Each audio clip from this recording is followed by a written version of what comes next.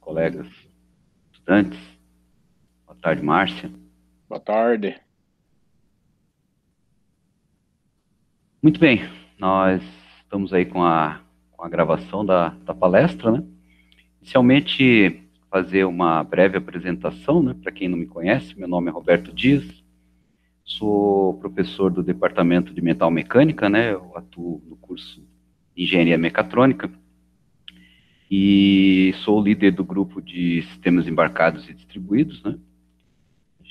Esse grupo, ele é o laboratório do grupo, os pesquisadores do grupo, eles são credenciados ao Polo Inovação em Sistemas de Inteligência e Energia do campus Florianópolis, né? Essa palestra também é uma ação de capacitação do Polo Inovação, e eu pediria que os estudantes, né, e os demais participantes que fizeram inscrição no formulário de capacitação do Polo Inovação, que coloquem ali na área de chat seu nome completo e seu e-mail, né? Para que a professora Cláudia, que é coordenadora de RH do Polo, possa fazer a verificação dos participantes para a emissão do certificado, né?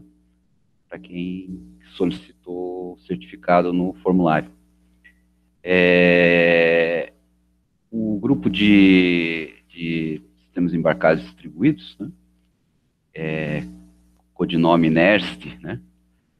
Antigo Núcleo de Engenharia de Redes e Sistemas Distribuídos, ele é um grupo de pesquisa que atua na área de sistemas distribuídos, né, sistemas embarcados, computação distribuída de uma maneira geral, né, mais especificamente, a gente vem atuando nos últimos anos com internet das coisas, né, parte de hardware, software, as plataformas de computação distribuída, né, computação em nuvem, aplicações para a indústria que envolvem inteligência artificial e aprendizado de máquina, mais especificamente, né? Que é justamente o tema dessa Semana Nacional de Ciência e Tecnologia.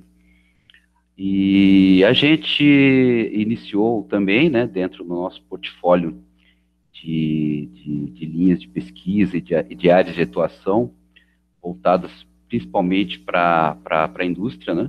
Principalmente na minha atuação para a indústria de utilidades, aplicações dessas áreas voltadas para energia elétrica, água, gás natural, né? A gente buscou aí estudar e aplicar um rol bastante grande de tecnologias que são chamadas tecnologias disruptivas, né? As tecnologias que têm grande potencial de geração de inovação, e entre elas, né, o que tem nos chamado bastante atenção é a tecnologia de blockchain, que é o tema dessa palestra, né? Para quem está acostumado a me ouvir nas demais palestras, né, essa palestra tem um enfoque um pouco diferente, né? A gente vai estar aqui discutindo mais o aspecto de negócio, os aspectos sociais, aspectos políticos, né? E, sobretudo, o impacto que essa tecnologia, né, vai ter no futuro, né? Tanto do ponto de vista de mudanças, transformações digitais que vão afetar a sociedade, e, e até as carreiras, né? Até os empregos aí, que deve afetar bastante aí os estudantes. Então, eu espero que vocês gostem da palestra, né? Eu não vou tirar um pouco o peso das questões muito tecnicistas, né? Muito tecnológicas, e a gente vai fazer um embate aí, uma discussão mais de alto nível, que a gente costuma dizer aí na área da indústria, né? A discussão voltada mais para o negócio do que para a parte de baixo nível, que a gente costuma dizer na indústria, a parte dos detalhes técnicos de programação, né? Então, eu acredito que quem não é de uma área de informática, né, específica, ou de uma área de engenharia, uma área mais técnica, né, não vai se sentir tão desconfortável nesse nosso debate. A dinâmica da nossa apresentação espero que, eu sou muito falante, né, vou tentar me controlar, espero que a gente consiga discorrer aí essas ideias nos primeiros 40 minutos, e nos 20 minutos finais, a gente abre, então, para os questionamentos, a gente fazer uma discussão aí sobre os aspectos envolvidos. Agradeço a oportunidade, né, da organização da Semana Nacional de Ciência e Tecnologia do Campus, né, que permitia eu falar sobre esse tema, né, tão recente, tão moderno, né, e que realmente deve gerar um impacto bastante grande na sociedade. Para a minha apresentação, eu vou compartilhar a tela do meu computador e se alguém, eu de tempos em tempos faço um questionamento, se estão ouvindo, se está tudo bem, né, porque a gente está do outro lado aqui dessa telinha, né, e a gente sem um feedback parece que não tem ninguém mais aí, né. Então, de vez em quando eu vou perguntando, tá, tudo bem aí, vocês estão me ouvindo, então, tudo tranquilo, né, só dei um ok, só rapidamente, só para eu saber que eu ainda estou falando com alguém, né. Essa questão aí de palestras remotas tem esse aspecto, mas é bem interessante, eu estou muito satisfeito, né, com a organização e com a qualidade dos temas, das oficinas, dos minicursos, das palestras que estão sendo ministradas aqui na semana do nosso campus. Espero que a minha palestra seja útil para vocês também.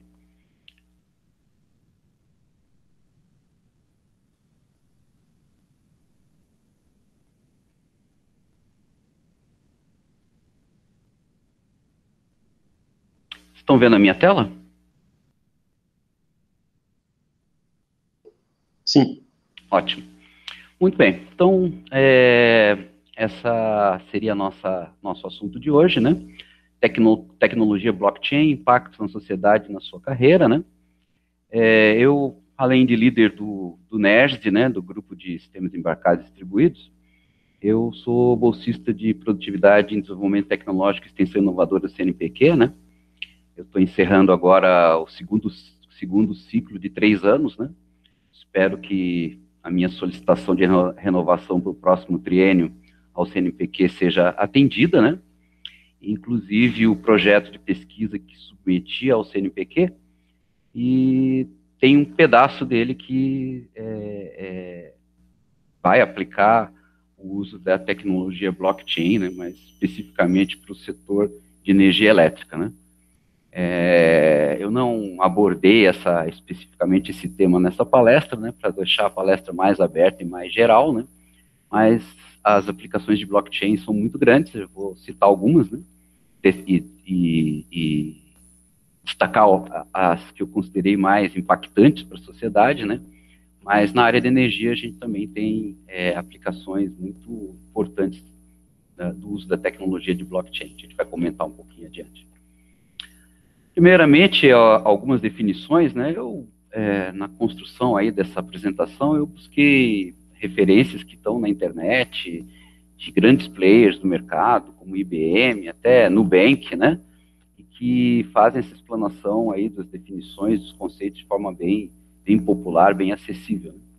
Então, no site da IBM, né, que é um player muito importante, a IBM foi um grande fabricante de computadores, né, de mainframes na década de 60, de supercomputadores, e a IBM agora se posicionou como uma grande empresa de prestação de serviços de software, né, eles têm serviço de computação em nuvem, né, e dentro do serviço de computação em nuvem da IBM, eles disponibilizam um serviço de blockchain.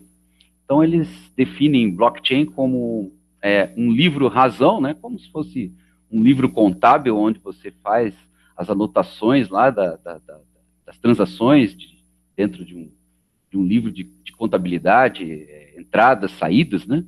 Então, o blockchain é como se fosse um grande livro contábil, um livro-razão compartilhável na nuvem, né, na internet, e uma característica bastante importante dele ser imutável, né, para gravação de transações.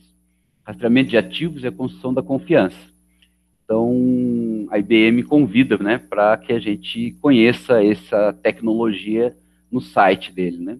Eu destaquei aqui um termo, né, um termo em inglês, que é a tradução de livro-razão para o inglês, ledger, né. Vocês vão ver aí que em algumas situações, e muitas referências bibliográficas e até plataformas, né, fazem menção a esse termo, né. Então, ledger, a tradução literal, seria um livro-razão. É aquele livro lá do contador, onde ele guarda transações contábeis, né. E uma característica importante nessa descrição é que esse livro-razão, como se fosse o livro do contador, né, ele é imutável, ele não pode ser modificado, né? A gente vai ver como que as transações dentro de um banco de dados do blockchain ocorrem, mas a principal característica é que você não pode mudar aquilo que foi escrito, né? Então isso é bastante importante para uma série de aplicações, né? Sobretudo transações financeiras, registro de propriedade de imóveis ou outras aplicações que a gente vai descrever mais adiante. Uma outra definição do blockchain está lá num blog do Nubank, né? De um jeito simples o que é blockchain, né? Então, de uma forma resumida, blockchain é um sistema que permite rastrear o envio e recebimento de alguns tipos de informação pela internet, né? Inclusive, essas informações, a gente, normalmente, quando se fala em blockchain, a expectativa é se ouvir falar em criptomoedas, né? Realmente foi a primeira aplicação, a gente vai falar um pouquinho sobre a evolução do blockchain, seu histórico, né? Mas essa palestra, vocês vão perceber que eu pouco vou falar de criptomoedas, né? A ideia da palestra é extrapolar a aplicação mais óbvia de blockchain, que é executar transações com criptoativos, né, como Bitcoin, Ethereum, né, que são exemplos de criptomoedas, mas mostrar que nós podemos jogar nesse banco de dados do blockchain qualquer tipo de informação, né? Nós, no grupo de pesquisa que atuamos com a internet das coisas, né, por exemplo, nós poderíamos coletar dados oriundos de por exemplo, um medidor de energia, né, e salvar esses dados num banco de dados imutável do blockchain, de forma criptografada, né, de forma rastreável, para garantir que essa informação não venha a ser deturpada ao longo do caminho, né? Então, a informação no blockchain não precisa necessariamente ser um token, né? Um token como se fosse uma ficha, né? Que seria correspondente a um ativo em criptomoeda, né? Pode ser qualquer informação. Então, eles ainda dizem que são pedaços de códigos gerados online que carregam informações conectadas, como um bloco de dados que formam uma corrente. Por isso que o nome blockchain, né, de bloco, e chain de cadeia. Então, são cadeias de blocos de dados que são encadeadas na internet. Então, é um sistema que permite o funcionamento e transações das chamadas criptomoedas ou moedas digitais, né? Então, a sua origem foi feita para isso, né? Já que aqui é a referência do Nubank. Também no site da IBM, né, as 3 componentes-chave da tecnologia blockchain. Então, tecnologia de livro-razão distribuído, né? Então, esse livro-razão, como se fosse um livro contábil de um contador, ele não fica guardado no armário do contador, né? Esse livro, ele é distribuído, então, todos os elementos da cadeia do blockchain que estão espalhadas pela internet, eles teriam uma cópia desses blocos, né? Inclusive, esses blocos são validados pelos nós do blockchain, a gente vai comentar mais adiante, né? Então, isso garante, né, a imutabilidade e o rastreamento dessas transições, né? Registros imutáveis, né, como eu mencionei, e uma característica bem interessante, que também está agregada a esse banco de dados do blockchain, é o advento dos contratos inteligentes, né? Então, imagina que você tem um contrato, imaginar aí uma empresa que está vendendo energia elétrica, né, no Mercado Livre, na internet, né? Então, o meu token ali, minha ficha correspondente aí à transação seria um valor correspondente a esse fluxo de potência, né? E se o camarada, por exemplo, não fornecer a energia que está prometida no contrato, ele vai ser penalizado com uma multa, né? E a grande vantagem é que a cobrança dessa multa, que também ela é, vamos dizer assim, tokenizada, né? Existe essa ficha correspondente a um valor monetário dessa multa, ela é transferida automaticamente para o consumidor, né? Que não recebeu aquilo que foi acordado, né?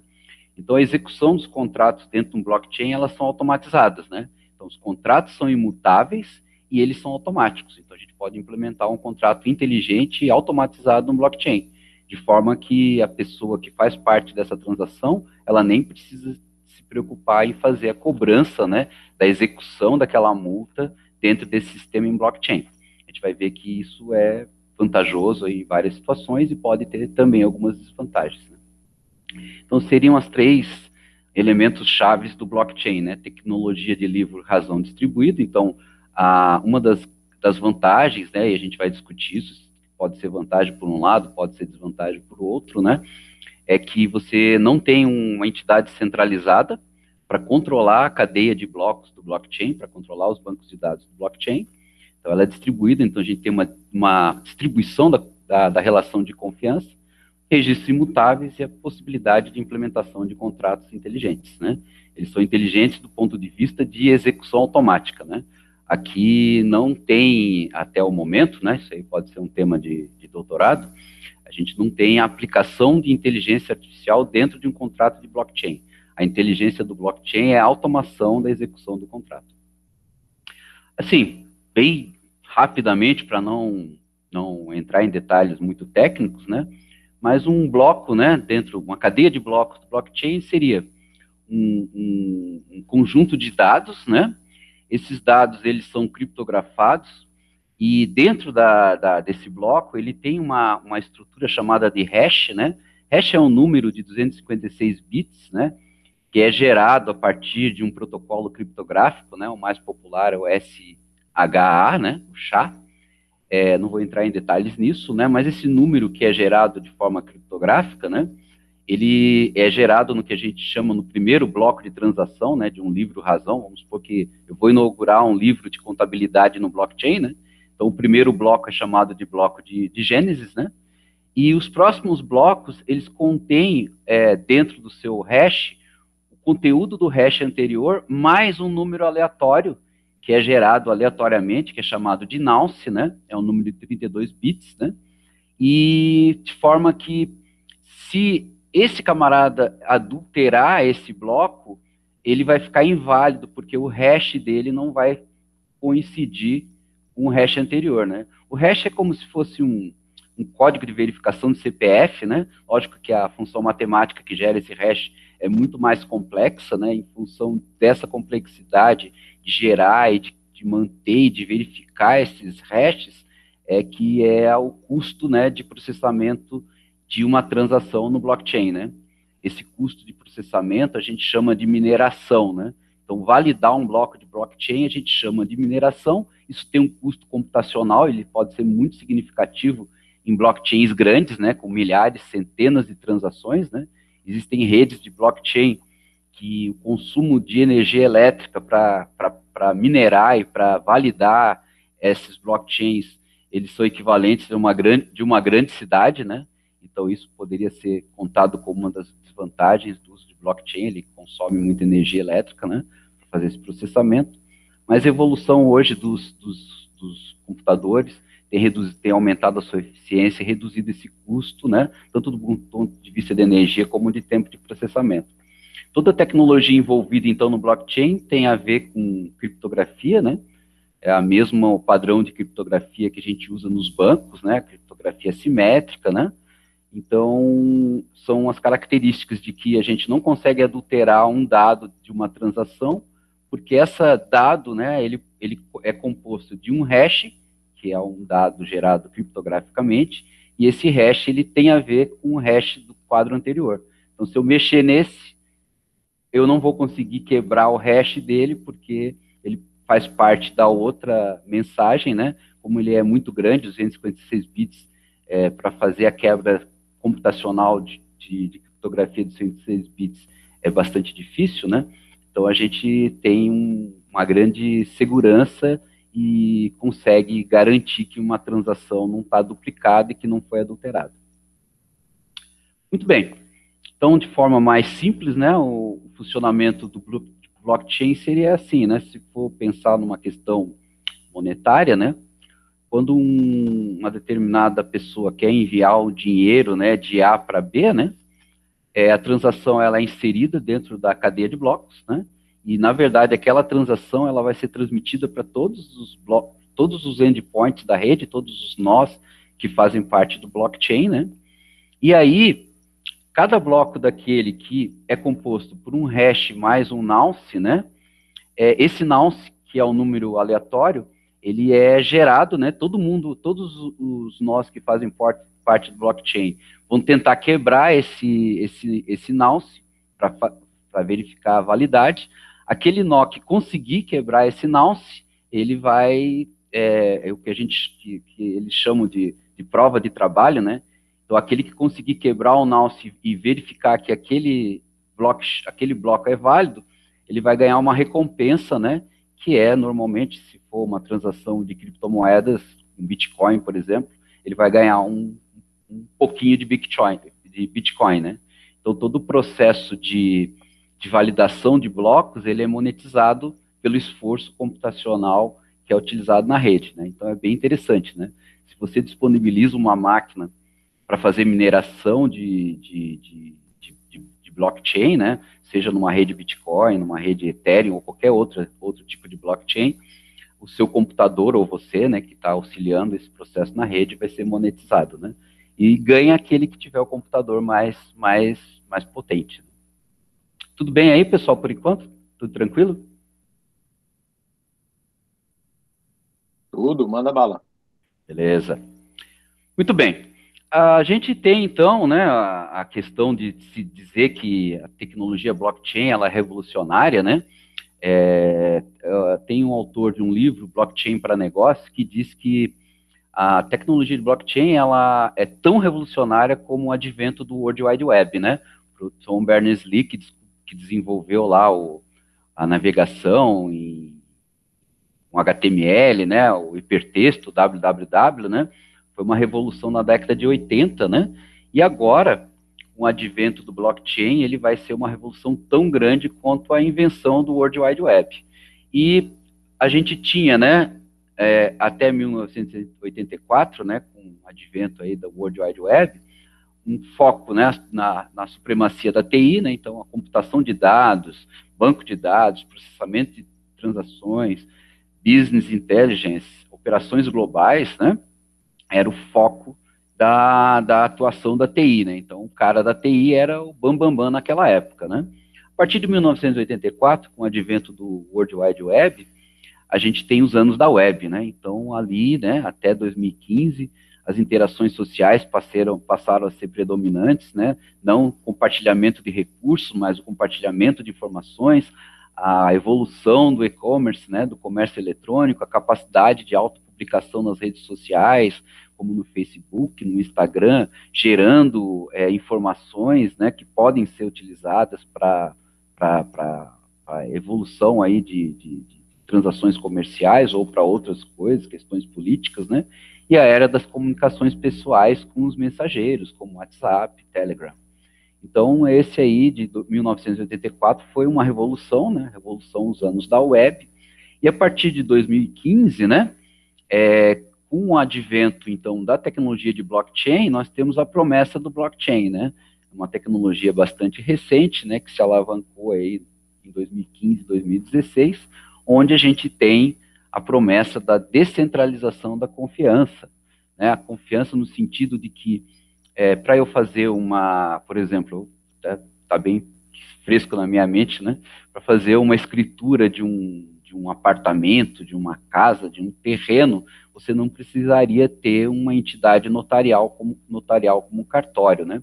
Você poderia publicar essa escritura da casa num blockchain, né? Então, você garante a publicidade dessas informações, porque todos que fazem parte daquele blockchain podem ter acesso a essa escritura, a imutabilidade, né, dessa escritura. A única forma de mudar o que está escrito no contrato seria fazer um novo contrato, né, ou seja, um novo contrato de compra e venda, equivalente a uma averbação de uma escritura ou de um registro de imóveis, né? E, com isso, você teria a possibilidade de fazer um fluxo de valor sem intermediários, né? Então, você faz uma transação e transfere ou um recurso financeiro ou um token, né, uma ficha correspondente a um recurso financeiro que poderia ser transferido de A para B como uma criptomoeda, né, como um Bitcoin, como o Ethereum. Né? Existem vantagens e desvantagens da tecnologia de blockchain, né? A gente poderia citar rapidamente, né? Deixa eu abrir aqui um link. Isso aqui é a Binance Academy, né? Uma academia aí virtual, né? Eles dão cursos sobre várias questões na área financeira, né? Por isso que é nome Binance, fazendo uma alusão à questão digital, né? Ele cita algumas, né? A vantagem do blockchain ser distribuído, né? Então, a validação da confiança é distribuída, não é centralizada, estável, né? Porque o bloco ele é replicado em toda a rede, né? Um sistema trustless, né? Sem uma entidade centralizada de confiança, por exemplo, um cartório ou uma entidade como o Banco Central na questão de uma transação. Eu sei que provavelmente vocês vão perguntar sobre o Pix no final da palestra, eu vou deixar para vocês perguntarem. Como desvantagens, né? Teve um ataque conhecido, o ataque dos 51%, né? Como a validação das transações, elas são feitas computacionalmente por força bruta, né? Então, se você tiver uma máquina extremamente poderosa, né, que possa validar todas as transações do blockchain, ou 51%, né, mais da metade das transações, ele tem o domínio de toda ele passa a controlar as transações dentro do blockchain, né? Isso é um ataque difícil de acontecer, né? Porque a entidade teria que ter um equipamento com capacidade de processamento muito grande, né? Mas não é impossível, né? Tem vários artigos falando sobre o ataque dos 51%, mas ele nunca foi executado até o momento, mas é uma possibilidade, né? Modificações das informações, elas podem ocorrer em blockchains privativos, né? Onde você tem um blockchain centralizado, que uma quantidade pequena de participantes, né? Mas num blockchain como o Bitcoin isso é mais difícil de ocorrer. A questão das chaves privadas, né? Como a gente trabalha com criptografia simétrica e para criptografar os blocos, você vai ter a sua chave privada, né? E se a pessoa perder a sua chave privada, essa chave privada não é guardada em lugar nenhum, né? Diferente de uma senha de banco que a gente pode recuperar indo na agência, né? O cara vai perder todos os tokens ou as criptomoedas ou o que foi equivalente monetariamente a isso, né? Então, a chave privada do blockchain tem que ser guardada num cofre, né? Você não pode perder. E a questão da ineficiência, né? Do ponto de vista do processamento computacional, que é muito elevado, né? Com a tecnologia atual. E também a tendência de que esses livros razões do blockchain, eles comecem a crescer de forma muito grande, né? E passem a ocupar bastante volume. Então, essas seriam as características aí de desvantagem do blockchain. Tranquilo até por enquanto, pessoal? Tranquilo. Muito bem. Nós temos aí uma linha do tempo da evolução do blockchain, né? Ele começou a ser discutido, né? Os primeiros trabalhos discutindo essa abordagem de blockchain, sobretudo aplicados à área financeira, né? De 1991 até 2008, né? Em 2009, o Satoshi Nakamoto, que na verdade não é uma pessoa, né? É um pseudônimo, né? Aqui, depois essa apresentação vai ser disponibilizada de alguma forma, eu vou disponibilizar no meu Instagram e no meu Facebook, né? O link para vocês fazerem o download. Então, aqui tem alguns links, né? Essas bolinhas todas aqui são links que vocês podem acessar na internet, né? Então, aqui tem um artigo original do Satoshi Nakamoto, que não é uma pessoa, né? É um pseudônimo, e ainda não se sabe quem exatamente é o Satoshi Nakamoto, né? Essa referência aqui do Contimes faz uma alusão a pelo menos 5 pessoas ou 5 entidades que seriam o Satoshi Nakamoto, né? A gente não sabe exatamente quem é o criador, ele criou esse paper, né? Um artigo técnico e colocou na internet sob pseudônimo, né? Existe um homônimo aí chamado Satoshi Nakamoto, e ele diz que ele não é o cara do blockchain, apesar de ser um dos primeiros usuários de uma Bitcoin, né?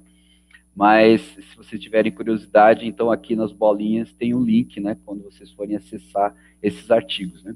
Então, surgiu o primeiro paper falando de Bitcoin em 2009. Em 2010, né? Foi feita a primeira transação usando o Bitcoin, né? Então, um usuário comprou uma pizza e pagou 10 mil Bitcoins na época, né? O Bitcoin não valia nada, agora o Bitcoin está valendo bastante, né? Quem tem Bitcoin lucrou muito, né? Então, essa primeira fase que seria a origem, né, até 2019, né, 2010 seria uma fase de transação aí que começou a utilizar, e aqui, em 2013, né, o mercado de Bitcoin já superava $1 milhão, né, então a gente começou a ter transações financeiras, né, em Bitcoin. Em 2014, foi criado, né, uma empresa chamada de R3, né, e ela foi a primeira empresa a criar um blockchain comercial, né, e na verdade a R3 ela gerou o seu blockchain e várias empresas se associaram à R3 e hoje existem 40 companhias financeiras, né, as fintechs associadas à R3, né, então é um blockchain comercial bastante robusto, né. E também em 2014 se criou, né, uma entidade não governamental, né, uma fundação, a Ethereum, né, que é um padrão de blockchain hoje também bastante forte, né, e ela foi criada sob forma de um cloud sale, né, então foi tipo uma vaquinha virtual para criar e para estabelecer, então, essa primeira rede de blockchain aberta, né, com padrões abertos, especificados, disponíveis para a comunidade, né. E o bloco Gênesis do Ethereum, então, foi criado em 2015, né, pela Linux Foundation, né, então a Linux Foundation é uma entidade não governamental, né, e ela, então, suporta aí dentro da sua estrutura aí, de colaboradores e pesquisadores, a rede de blockchain Ethereum. E em 2016, né, a rede Ethereum criou uma DAO, né, eu até vou abrir esse link aqui, é bem interessante, né, ele faz descreve o que é DAO, né, e o impacto que o blockchain pode ter, né. Eu vou ler aqui que eu achei bem interessante, isso aqui é da Cointelegraph, né, Cointelegraph é um site que fala bastante sobre essa questão de blockchain e criptomoedas, né, é bem interessante, né. Então, imagine uma máquina de venda automática que não somente pega seu dinheiro e lhe dá um salgadinho em troca, mas também usa esse dinheiro para encomendar automaticamente as mercadorias, né. Essa máquina também encomenda o serviço de limpeza e paga sua renda sozinha. Então, é uma entidade descentralizada automática, né? Uma organização automática descentralizada, a DAO. Além disso, à medida que você coloca dinheiro naquela máquina, você e outros usuários têm direito de dizer quais salgadinhos serão encomendados e com que frequência a máquina deve ser limpa. Não há gerentes, todos esses processos foram pré-escritos em código, né?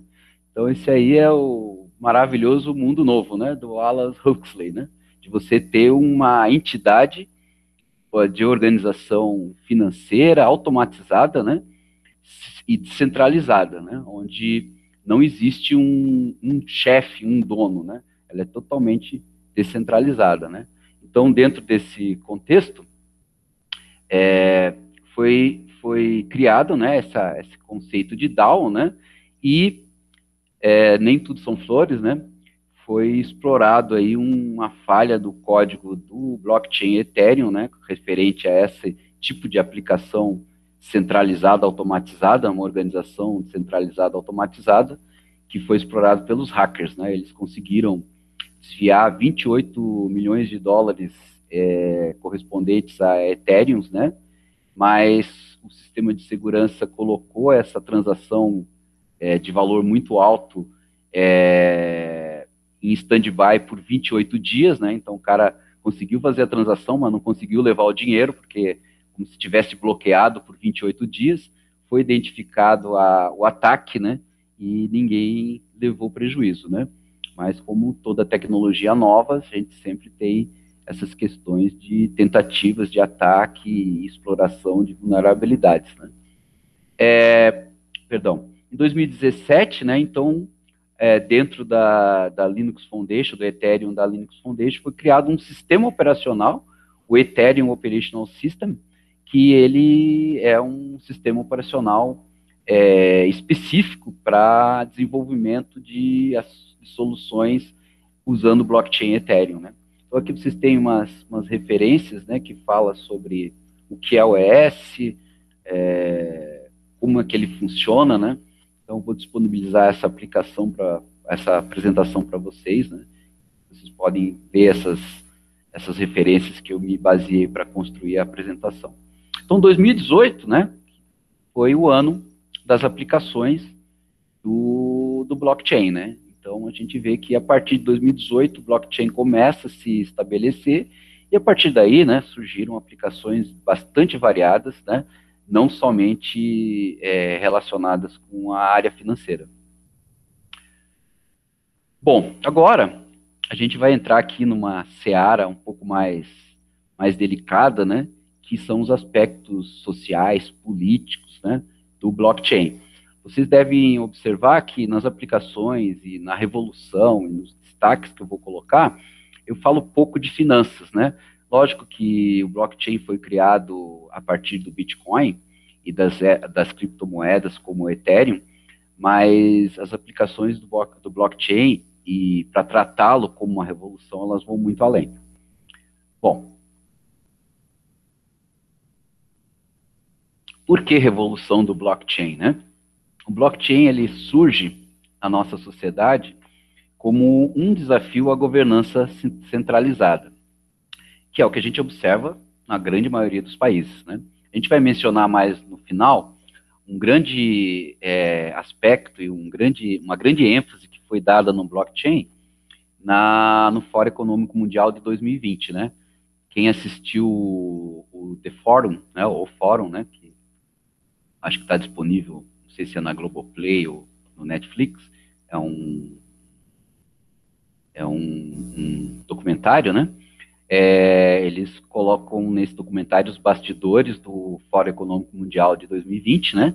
E a gente vai observar a grande ênfase, né, que tem o blockchain nesse fórum, e inclusive foi bem significativo, né, a preocupação, né, e a importância que foi dada para o blockchain pela Turquia, né? A Turquia é um país que tem um governo, né, de direita, um governo viés mais autoritário, né, e bastante interessado em ter acesso e utilizar a tecnologia blockchain.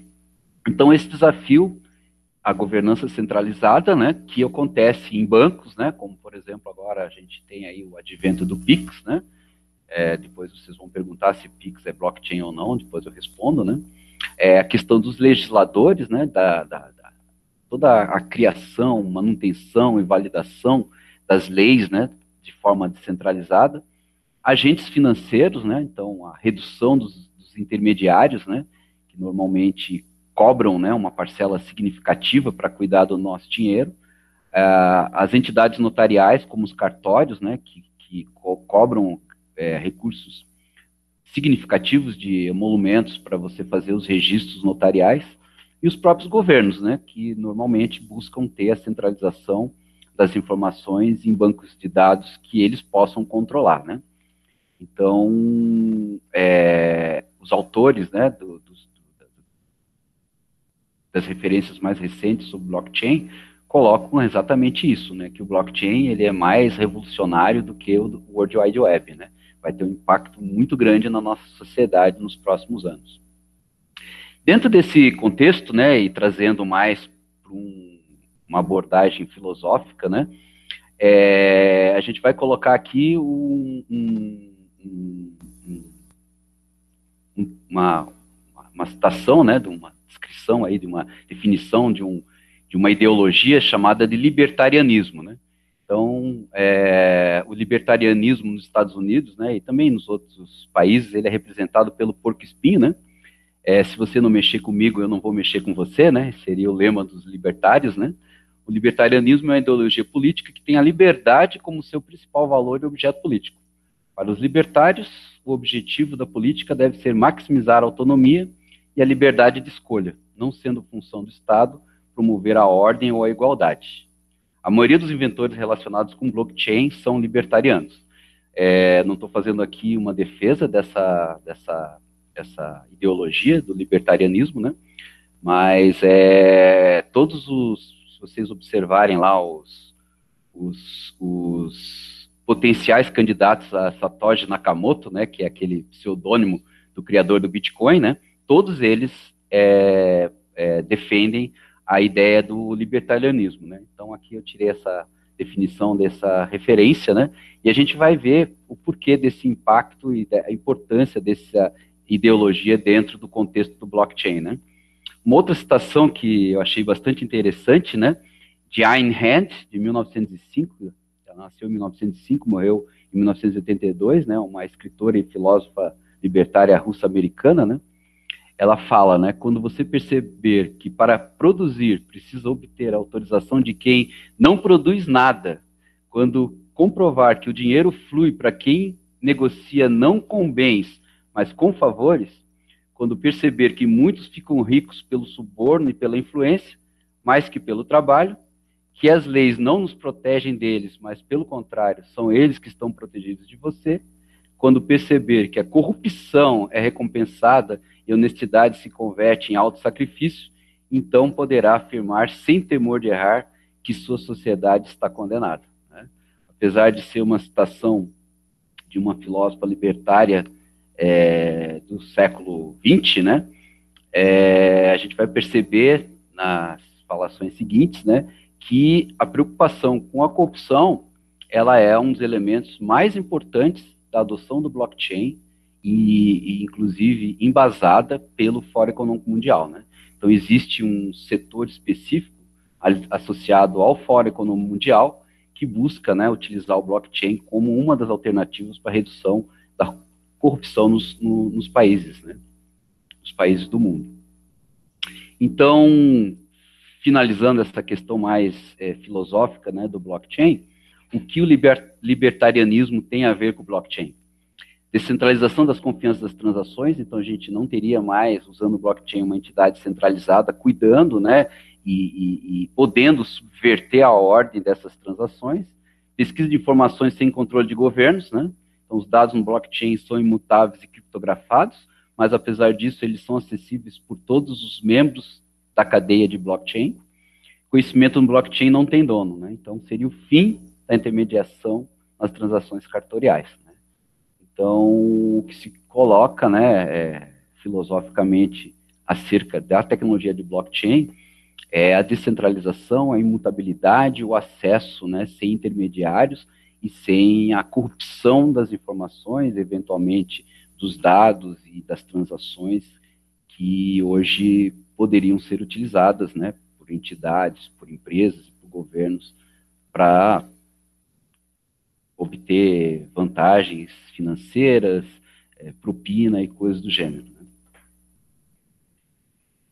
Bom, aplicações do blockchain, né? Como eu mencionei, o foco da minha transação não é da minha palestra não é financeira, né? A gente vai destacar algumas aplicações de blockchain, elas são várias, né? Eu vou mostrar aqui um mapa com muitas aplicações, mas o foco da minha palestra era fugir das criptomoedas, né?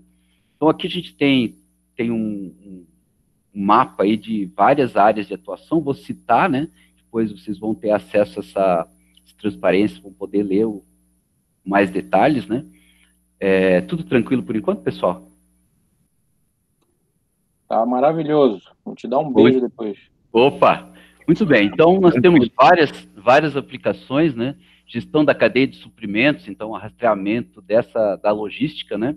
Na área de seguros, então todos os sinistros e todas as transações de seguros, todas as penalidades, elas podem ser automatizadas com smart contracts e registradas no banco de dados imutável do blockchain, né?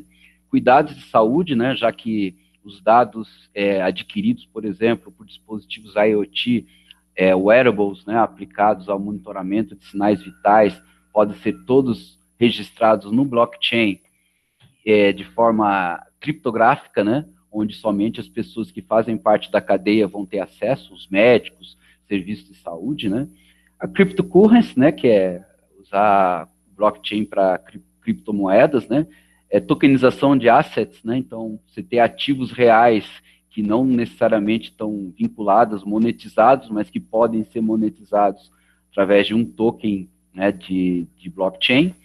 Toda a parte de controle notarial, né, os cartórios, que vão ser descentralizados, e aí vai reduzir bastante o custo para as pessoas, né? Até a imobiliária, contratos de compra e venda podem ser registrados no blockchain, né? Identidade digital, né? A gente tem uma identificação única, imutável e registrada no blockchain, né? Por incrível que pareça, os Estados Unidos não tem nem um CPF, nem um RG nacional, como a gente tem no Brasil. Imagine você ter isso no blockchain. Soluções sustentáveis, né? Então, toda a ação que gera crédito de carbono pode estar registrado no blockchain, ter um smart contract que já vai dar um token, né, que pode ser uma criptomoeda pelo redução das emissões, né? Plataformas de conteúdo, entretenimento, mercado elétrico, então toda essa parte de transação de fluxo de potência no mercado livre, elas poderiam ser tokenizadas com uma criptomoeda ou alguma coisa equivalente, né?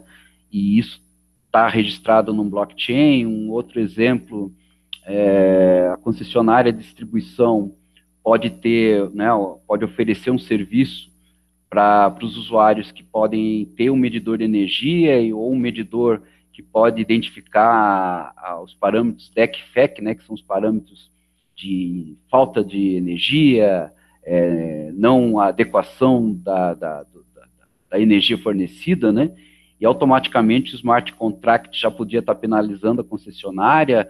Ou um outro exemplo, que o usuário poderia ter um sistema de monitoramento da qualidade de energia, e quando a concessionária tiver uma má qualidade que pode afetar um equipamento, um eletrodoméstico, um smart contract automaticamente poderia acionar a seguradora, né, para que a seguradora forneça valor correspondente ao eletrodoméstico queimado e automaticamente possa acionar a concessionária. Então, tem várias aplicações. Né?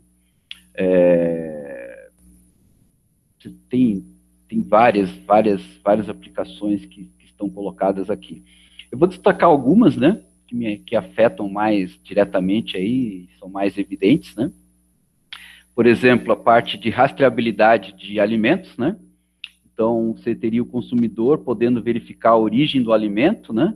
O varejista certificando que o alimento é seguro e acessível para os consumidores, o distribuidor, né, prevenindo perdas e desperdícios, né, controlando aí a quantidade de insumos que eles podem levar, as suas características de conservação, a indústria, né, acessando dados de qualquer parte da cadeia, né, desde o fornecedor, da logística, né, e o produtor, então, também tendo acesso, né, de como o produto tá sendo distribuído, quanto que ele tem que encaminhar para a indústria para ser processado, né? Então, hoje a gente tem lá um código de barras, um código QR, né, que a gente pode consultar e acessar um site, né, e ver as informações sobre um determinado produto, mas ninguém garante que esse site não adulterou as informações, né? Quando a gente joga essas informações de rastreabilidade de alimentos numa cadeia do blockchain, a gente tem a garantia que as informações não são modificadas pelos intermediários, né? Então, o Carrefour, ele já faz, né, o rastreio da cadeia de suínos com blockchain, né? A cadeia de suínos, ela é bastante ampla, tem o produtor, tem a que a gente chama de maternidade, né? Então, o produtor produz lá os filhotes dos porquinhos, aí os porquinhos vão crescer na maternidade, depois que eles já estão para ponto de... Normalmente, quem cuida da maternidade não é o mesmo produtor, às vezes, né? Então, toda essa cadeia de produção de suíno é muito importante, né, ser controlada, inclusive até organismos internacionais da Europa, da China, exigem essa rastreabilidade, né? Hoje existem empresas que fazem isso de forma centralizada, com tecnologias de TI tradicionais, né? Mas o advento do blockchain dá uma segurança, né, bastante grande para esse tipo de mercado, né? Então, o Carrefour já utiliza isso. Outra área, né, por exemplo, rastreio de registro de armas, né, com blockchain, né? Recentemente, no Brasil, essa iniciativa foi vetada, né, pelo presidente da República, né, e de utilizar a tecnologia de blockchain para fazer rastreabilidade de armas, né, e isso gerou aí uma ação, né, do judiciário para investigar o porquê desse tipo de procedimento, né?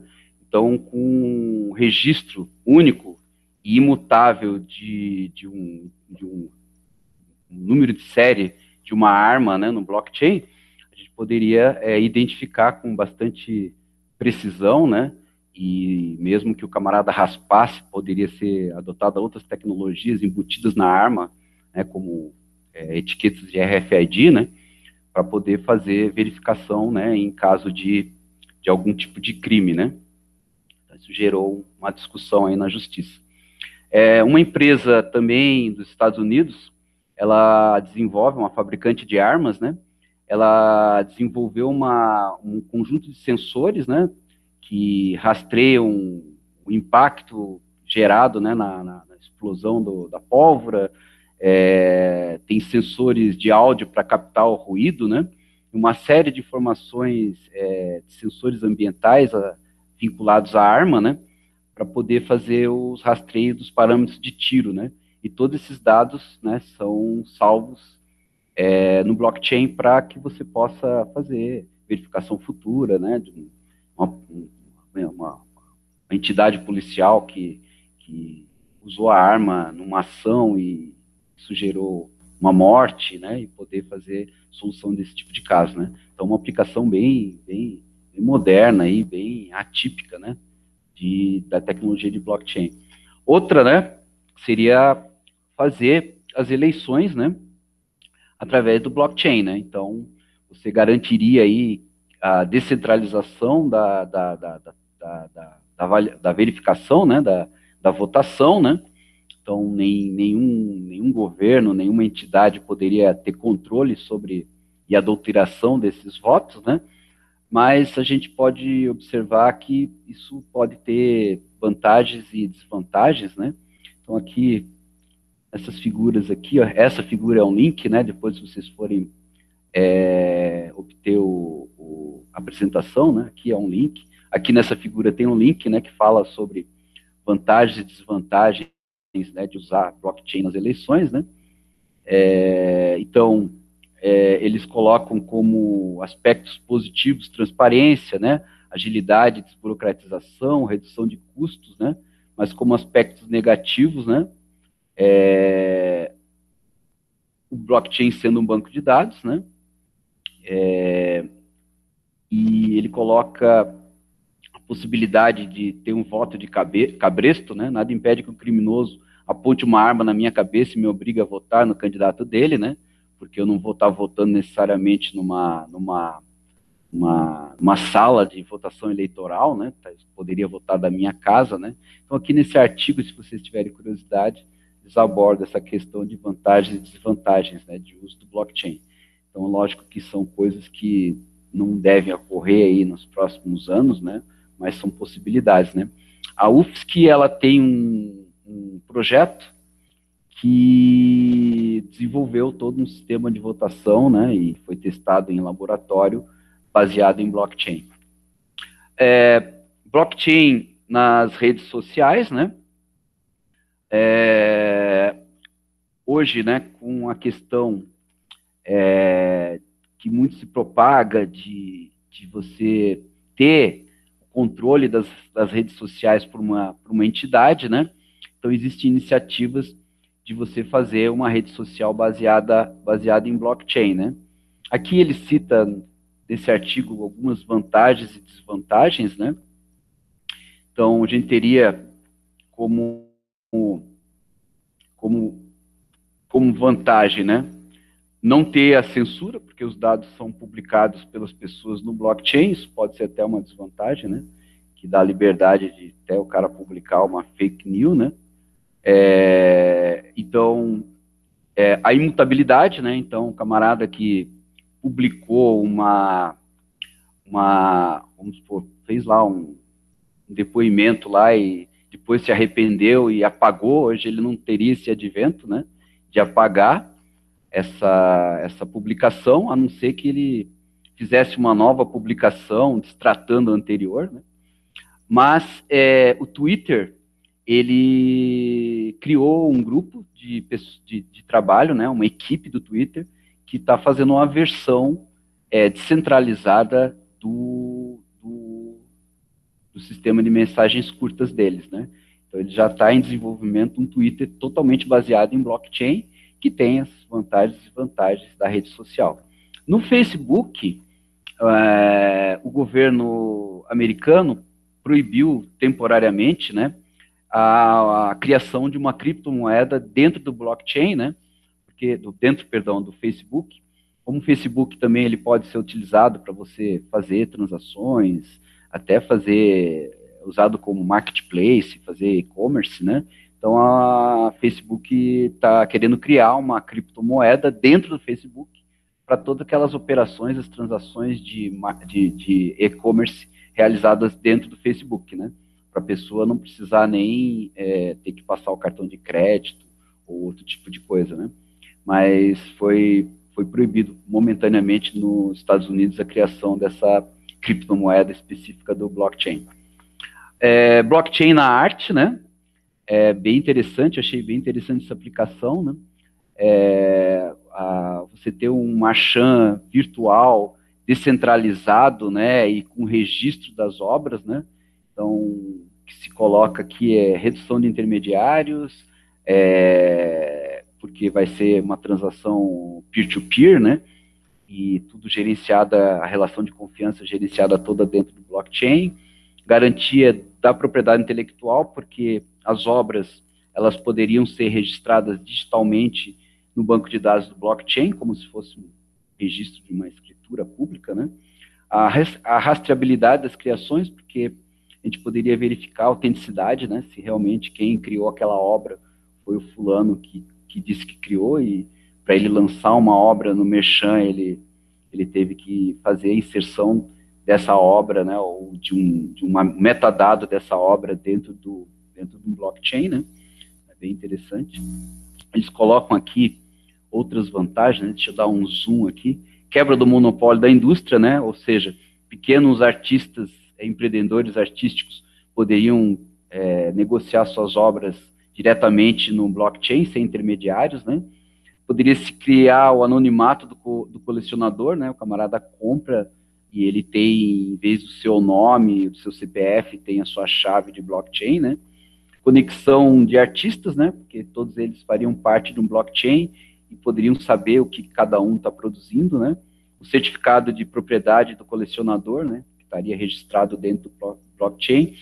É bem bacana hoje a arte digital, né? Então, está muito popular hoje se criar e se desenvolver arte digital usando várias ferramentas, Illustrator, coisa do gênero, né? Então, na verdade, aquela obra digital é um código, né? Esse código poderia todo ele estar registrado no blockchain, né?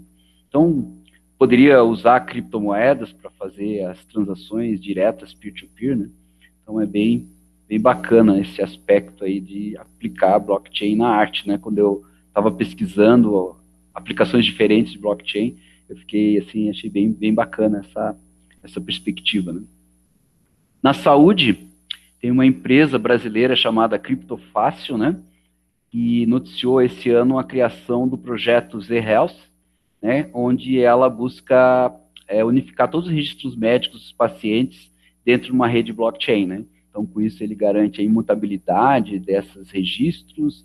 Esses registros são criptografados e acessíveis somente por quem faz parte da rede, né? Quando a gente fala de blockchain, normalmente pensa em criptomoedas. As criptomoedas normalmente são redes blockchain públicas, como o Ethereum, né? Mas nada impede que a gente tenha uma rede blockchain privada, onde as pessoas que participam dessa rede são previamente cadastradas, né? Então, não teria acesso para o público em geral. Uma aplicação médica seria uma rede privada, né? Então, dentro do blockchain, a gente poderia ter os prontuários eletrônicos, né? Contratos inteligentes. Então, se determinado parâmetro biológico do paciente for atingido, ou para cima ou para baixo, uma ação, né, pode ser tomada e pode ser gerado um alerta dentro do próprio contrato, vamos dizer assim, de ação de saúde com o paciente no blockchain, receituários por smart contracts, para garantir que tudo aquilo que está sendo indicado para ele vai ser receitar de forma adequada e se acontecer algum erro médico, isso pode estar previsto no smart contract. Toda a parte de balanço financeiro e transação automatizada por um contrato inteligente com criptomoeda, né? E também o registro dos exames no blockchain. Como eu mencionei para vocês, né? Uma aplicação do blockchain é o combate à corrupção em compras públicas, né? Então, sistemas de compras totalmente baseados em blockchain, né? Sem a necessidade de você ter um leiloeiro para intermediar, e com esses registros imutáveis no blockchain, teria a minimização da propina, né? Do pagamento de vantagens indevidas, né? E eu recomendo que assistam, né? No documentário do The Forum, né? Eles mencionam bastante, né? Inclusive o Greenpeace coloca como as palavras de uma representante importante do Greenpeace, né? Vocês vão ver lá no documentário. Ela coloca no final do documentário que a salvação da humanidade, olha só, forte, salvação da humanidade estaria na indústria 4.0 e no blockchain. Então, eu que sou da área de tecnologia e que milito principalmente na primeira área, estou começando a militar na segunda, aí arrepiou os cabelos, né? Aí o que eu coloco aqui, lembram da Ayn Rand, né, aquela filósofa russa libertariana, né, que coloca exatamente no finalzinho da sua citação lá, essa questão da importância do combate à corrupção, né, para evitar o colapso da sociedade, né? Bom, para finalizar, então, né, eu teria aqui o enfoque, né, de blockchain e carreira, né? O Sebrae, ele tem uma trilha de capacitação em blockchain, né? Ele já tem alguns cursos relacionados, né, e fez o quiz das profissões do futuro, né? Então, aqui do site do Senai, eles colocam aqui, na verdade não é do site do Senai, eu só usei para a figurinha, né? Mas aqui no site da FutureCon, né?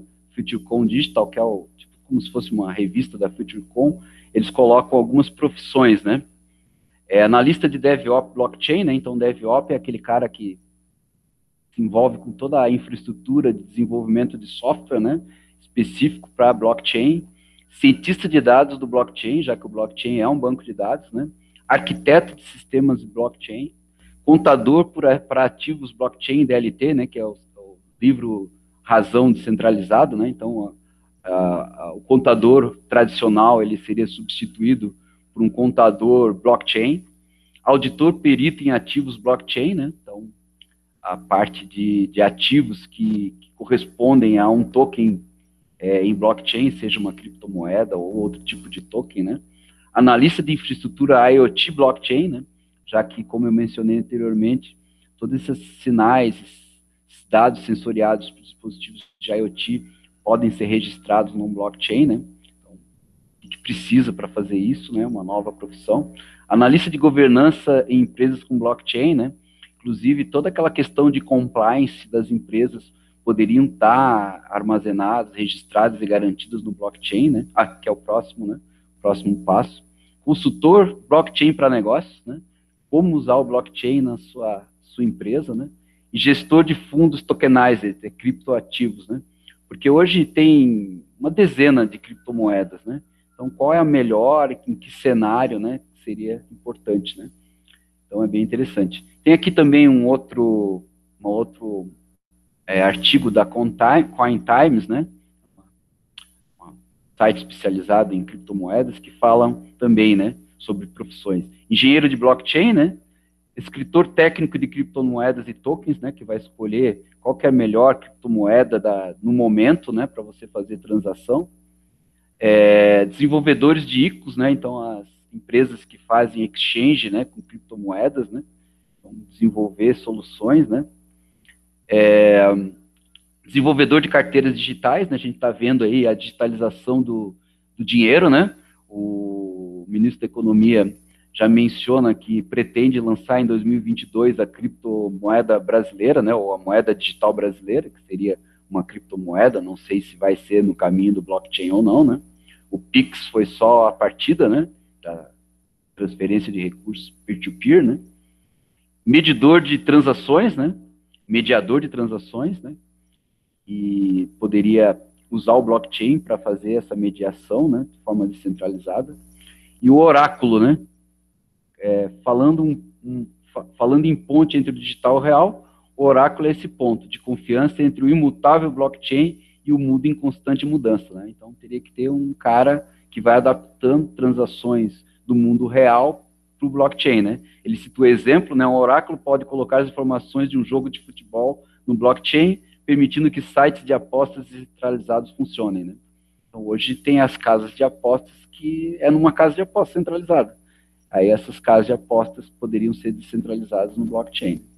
Então, assim, é um mundo novo aí de possibilidades, né?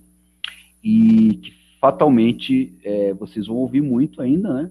Quando a gente falava nos idos de 2005 de IoT, de Internet das Coisas, parecia que o cara que estava falando isso era um maluco, né? Aqui no Brasil, em 2005, no IFES, que fui o primeiro a falar sobre isso, nem sei se é naquela época da Semana de Ciência e Tecnologia, mas eram os eventos que a gente tinha aí de pesquisa, né? E hoje, poder falar de blockchain é até uma satisfação, né? Não sou especialista em blockchain, estou estudando blockchain, mas eu estou olhando o blockchain com uma boa perspectiva de desenvolvimento de pesquisa e extensão na nossa instituição, que tem, por DNA, fazer pesquisa aplicada. Muito bem, né? Eu vou suprimir essa discussão dos números do Bitcoin, né? Vou deixar aí à disposição de vocês os slides. Encerro a minha fala, né? E me coloco à disposição no meu e-mail, nas minhas redes sociais, o conteúdo dessa palestra, o link para o download desse arquivo do PowerPoint, já que ele tem bastante links, né? Então eu vou disponibilizar o PPT, eu vou colocar nas minhas redes sociais, eu vou deixar disponível para vocês, e deixo aí a palavra aí, eu não sei se o pessoal da organização quer intermediar alguma coisa, eu vou interromper a minha apresentação momentaneamente, né? E abro aí para as questões. Olá, tudo bom? Boa tarde. Boa tarde. Então, eu achei bem interessante a apresentação. Eu fiquei com uma dúvida só sobre as questões da quantidade de transação que uma blockchain consegue fazer. Porque, por exemplo, no nosso sistema hoje financeiro, o Visa, a Mastercard, tem cerca de 70 mil transações por segundo, né? Uma blockchain, que é um sistema descentralizado, por exemplo, estaria no mundo todo, seria difícil sincronizar todo mundo ao mesmo tempo e validar tanta quantidade de informação, né?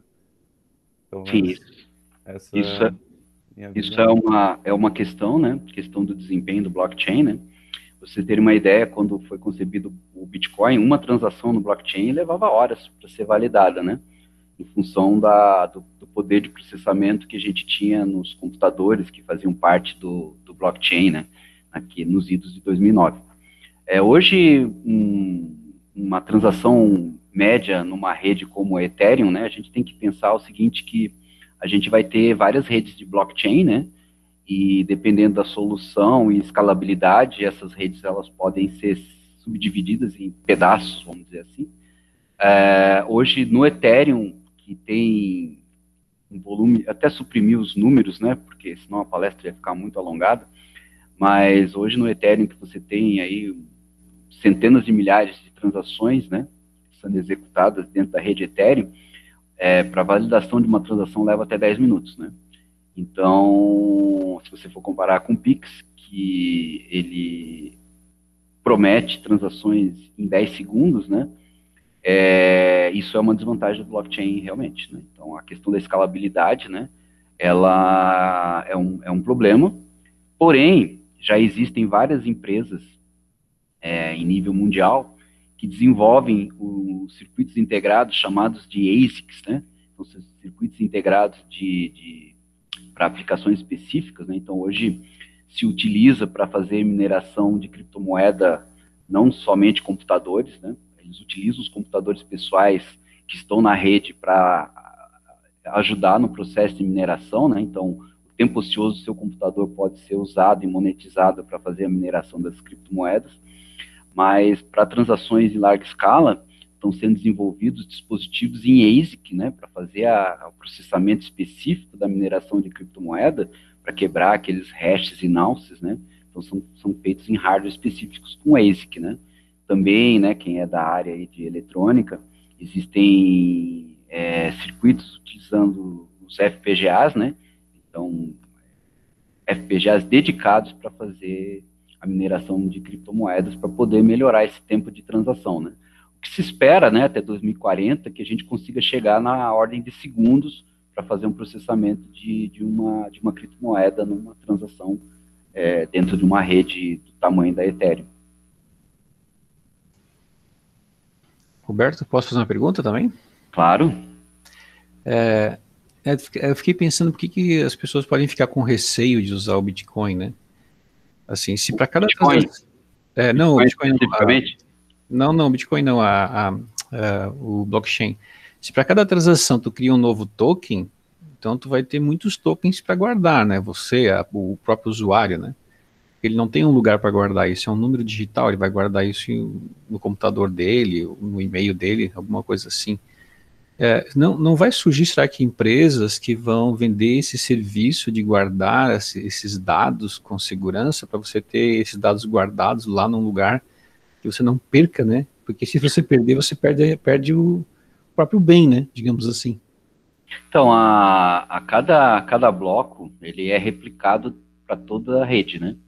Não necessariamente está no teu computador pessoal, né? Normalmente o que uma rede blockchain usa é o teu processamento, né? Processamento para quebrar, eles podem até utilizar a CPU da tua máquina. Mas os dados estão na carteira, a carteira está na nuvem, né? Então, realmente, as transações do Bitcoin, elas podem aumentar bastante a sua escala, mas o blockchain, ele é parecido com as transações do Twitter, né? Imagina o volume de mensagens que tem no Twitter, né? São gigantes, né? E o tamanho máximo de um bloco é 50 bytes, né? 50 como se fosse no Twitter, que são 40 caracteres, né?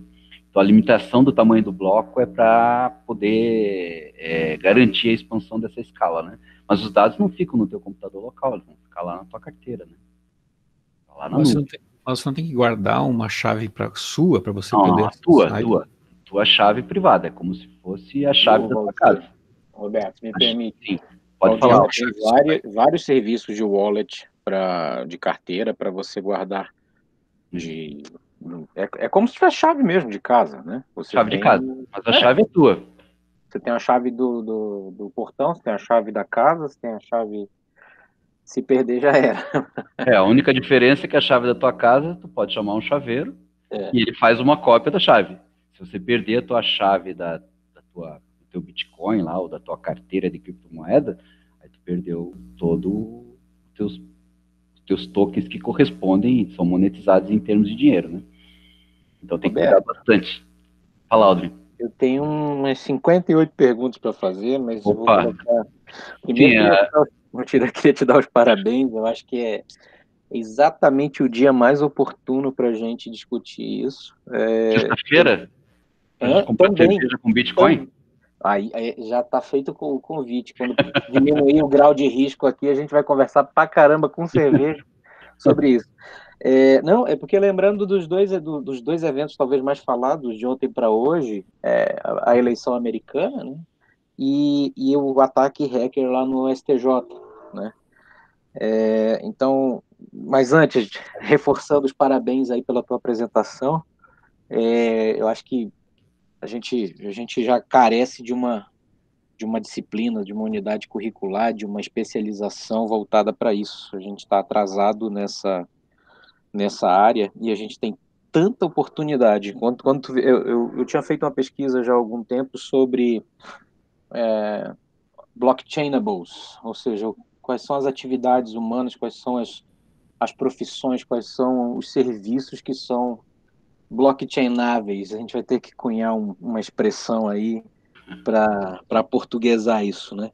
Mas assim, as oportunidades são muito grandes, porque a gente fica... Eu gostei muito da apresentação, justamente porque tu trazes a questão filosófica que tá por trás, que é até difícil da gente se desgarrar dela, que é aquela coisa que só é válido se você passa por um governo, né?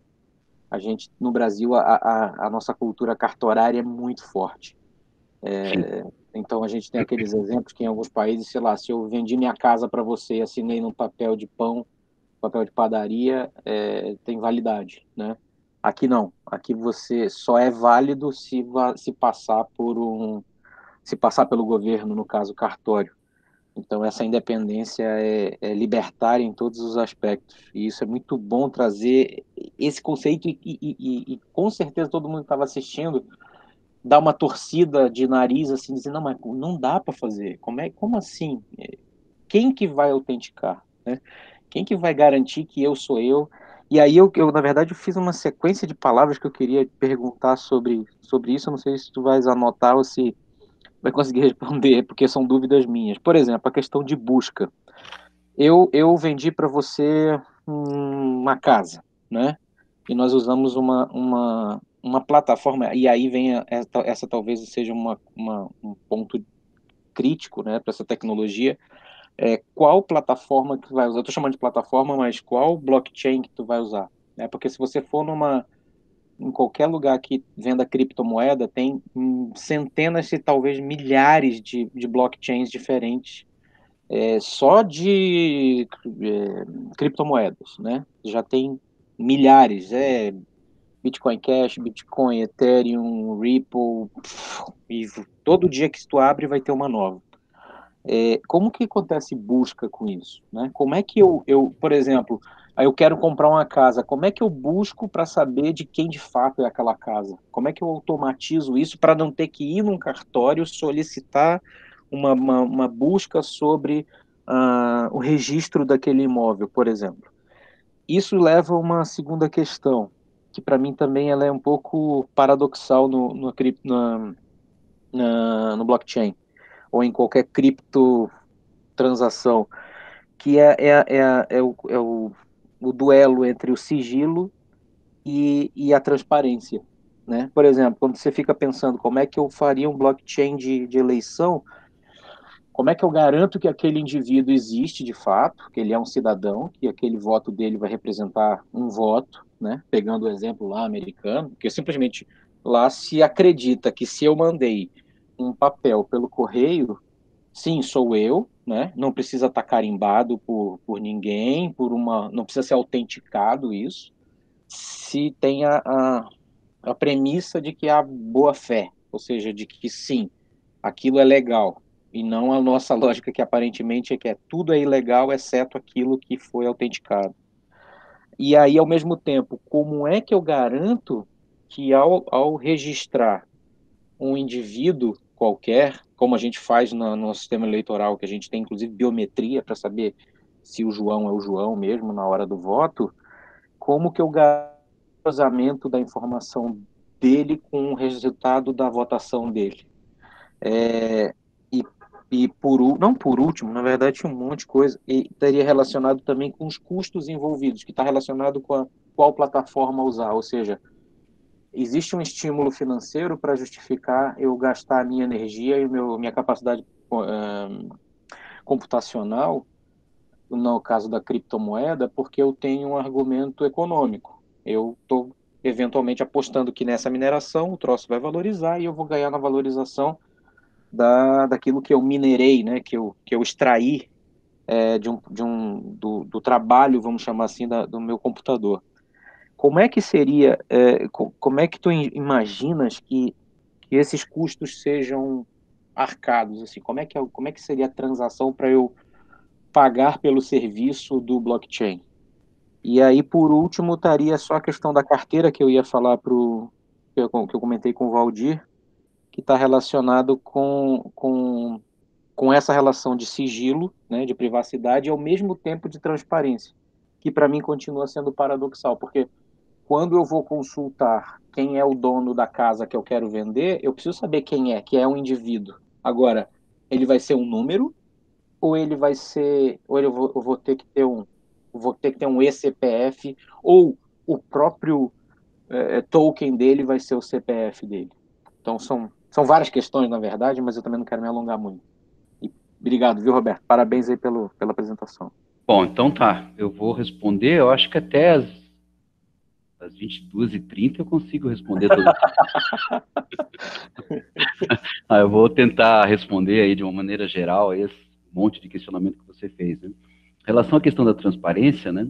Realmente, o blockchain, tudo que você joga como transação no blockchain, ele é público, porque ele vai ficar registrado e acessível a todos os nós, né? Então, todos os nós conseguem ler, vamos dizer assim, o cabeçalho da informação contendo aqueles 50 bytes, né, descritivos do bloco. Então, se a gente for pensar numa escritura de uma casa no blockchain, como num cartório, né? Se eu chegar lá, eu quero a escritura da casa, do apartamento do Roberto. Qualquer pessoa pode requerer uma cópia desse registro de imóveis, por exemplo. Né? Tanto é que a imobiliária vai lá na registro de imóveis e pega as matrículas atualizadas sem a minha autorização, né? Mas tem que pagar Então, R$180 para fazer isso, mais ou menos, e leva 5 dias. Tudo bem, nós não estamos falando nessa questão aí do custo desse serviço, né? Porque me incomoda muito. Isso, a tendência é que dentro de um ambiente descentralizado como blockchain, as operações são feitas peer-to-peer, né? Ou seja, eu, através de uma plataforma, como vai ser esse registro notarial no blockchain, isso não está funcionando em nenhum lugar do mundo ainda, né? São aplicações possíveis para o blockchain. Mas provavelmente vai ter uma plataforma, você vai acessar na internet, como a tua carteira de criptomoeda lá, de Bitcoin, você vai criar uma chave, essa chave de maneira similar ao Pix, pode ser qualquer coisa, pode ser o teu e-mail, que é o identificador único, pode ser o teu CPF, né? Pode ser uma passphrase, aquilo que tu quiser utilizar, né?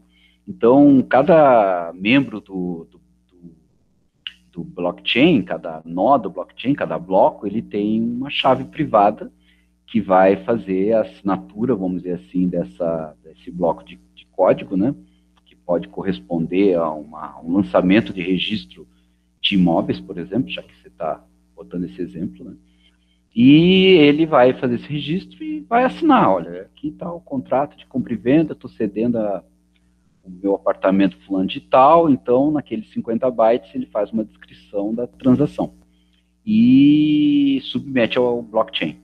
Essa transação, ela é criptografada, né? Então eu assino e criptografo com a minha chave privada, a minha chave pública está disponibilizada publicamente na internet, que pode ser lida pelos outros participantes do blockchain. Então, com a minha chave pública, ele consegue descriptografar as informações que são públicas. Mas as informações privadas, elas são criptografadas só com a minha chave privada. Então, dentro do blockchain, eu posso ter uma parte pública, que seria o cabeçalho do blockchain, os 50 bytes com informações publicizáveis, e nada impede que eu tenha informações criptografadas dentro do blockchain. Porque uma transação, o que tem no blockchain são dados de transação. O dado que pode estar associado ao blockchain, como, por exemplo, quantidade de energia consumida num medidor de energia elétrica, ele pode ser criptografado, ele pode não fazer parte especificamente da transação. Você perguntou como, eu vou tentar lembrar das 55 mil perguntas que você fez. Te falei para tu anotar. Não, tá na mente aqui, eu só tenho 55 anos. Como que eu vou ser monetizado, né? Então, todo o processo de mineração, né? Porque quando você lança um bloco no blockchain, ele é propagado para todos os nós, por isso que ele leva um tempo para ser validado, né?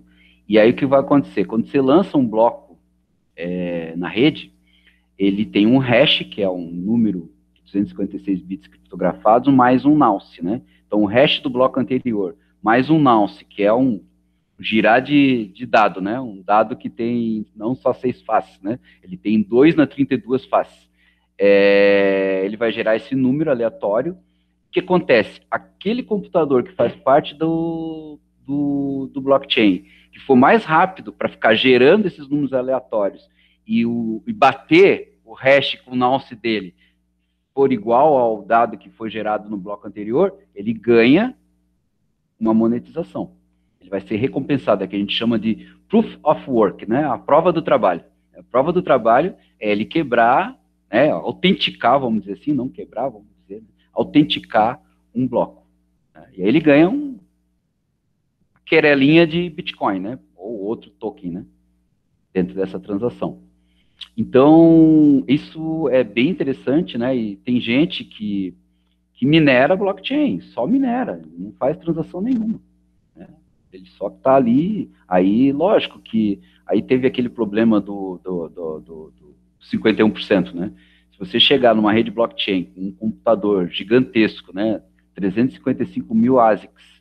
Eu ia te perguntar isso, que era da computação quântica, né? Eles vão conseguir quebrar isso, né?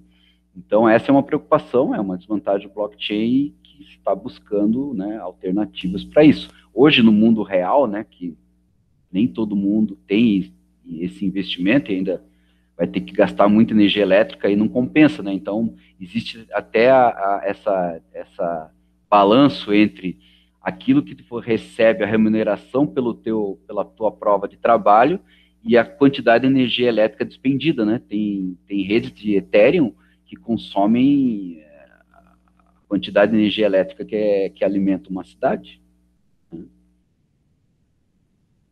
Acho que é mais ou menos isso. Boa. Tem mais outras perguntas, mas... Não, mas faltou só aquele detalhe do sigilo com a transparência. Por exemplo, como é que eu registro que o meu voto não vai ser associado a mim? Ah, tá. Então, a questão da autenticidade, né, que a gente teria dentro do blockchain, é que você tem a tua... autenticidade e anonimato, que são, para mim, um paradoxo, né? Como que isso é um problema. Isso é um problema ainda do blockchain, né? E se vocês olharem nas referências, hoje não tem um sistema de votação de blockchain, porque não se garante anonimato ainda dentro do blockchain. Porque dentro do blockchain você tem a transparência e você identifica a chave, né? Você pode identificar a chave, né, ou como se fosse aqueles últimos dígitos do teu CPF, né, para não mostrar o CPF inteiro, você consegue identificar uma chave, ou a origem, né, da inserção de dados no bloco. Essa chave, você necessariamente, no caso de uma votação, você vai vincular uma pessoa, né, que está registrada, de alguma maneira essa pessoa estaria que está registrada dentro de uma entidade, né, responsável em cadastrar os votantes, vamos dizer assim, mas para o grande público você não tem o nome do cara, você tem uma chave, né, e a chave necessariamente, né, como é um número grande, né, é difícil de alguém fazer uma associação que, ó, essa chave é do Roberto, né. Então, hoje temos esse problema, se vocês olharem a referência lá, a gente tem essa dificuldade de garantir o anonimato, né, então, teria que se ter uma estratégia de ter, né, o cadastro dos votantes com um banco de dados convencional, mas a votação feita dentro do blockchain. Sei, então, não estudei a solução desse problema, mas não tem ainda sistema de votação no blockchain. A gente podia usar um sistema de votação no blockchain, por exemplo, no Congresso, no Senado, com voto aberto, né? Que aí garantiria que o camarada está votando de casa, o voto dele não vai ser deturpado, é transparente, o público poderia ver quem está votando, inclusive saber qual é o deputado ou senador que votou determinada coisa, né? Num voto para presidente ou para qualquer outro cargo público, onde você não tem o voto aberto, o blockchain precisaria de ter um banco de dados convencional para fazer o cadastro das chaves, né? Que aí você tem uma chave que não identifica a pessoa, mas você vai ter que ter um banco convencional para associar aquela chave a um eleitor. Faltou alguma coisa? Um monte, mas depois fica para cerveja. Fica. Bom, eu acho que a gente tem aí um tema bastante profundo, tem muitos pontos em aberto, né? Eu acho que isso aí dá bastante trabalho aí de pesquisa, trabalho de mestrado, trabalho de doutorado, né? É isso que a gente espera com essa palestra, fazer esse movimento dentro de uma instituição de ensino técnico, né? Existem hoje diversas plataformas de desenvolvimento, eu não entrei no detalhe técnico, né, mas eu posso mencionar uma plataforma chamada Shua, deixa eu abrir aqui, e eles têm umas soluções muito interessantes, deixa eu botar aqui. Eu não sei quantos alunos estão ouvindo aí, Roberto, mas Tem poucos. se for cruzar isso com tendência de IoT, indústria 4.0, toda futura dependência que vai ter em relação Então, à transmissão de dados dos sensores ou dos serviços que tiverem associados, assim, não, existe a oportunidade. Agora tem que verificar o como, e entra naquela pergunta que fizeram antes, eu não sei quem fez, e é a questão da velocidade, né? Que é como é que você garante. a escalabilidade ainda é um problema, né? Mas a gente tem essa plataforma aqui, não sei se vocês estão vendo a minha tela. Sim. É o Shua, né? E, cara, eles têm dentro da plataforma plugin, né? Você vê que, olha só, os caras que estão vinculados, né? A Microsoft Azure, Oracle, IBM Cloud, Amazon, né? E eles têm como engine o Hyperledger, né? Que é a plataforma de blockchain da Linux Foundation, né? Então trabalha com Ethereum, né? E eles têm uma coisa muito legal, né? Muito legal dentro dessa plataforma, depois vocês podem dar uma consultada, né? Shua.com.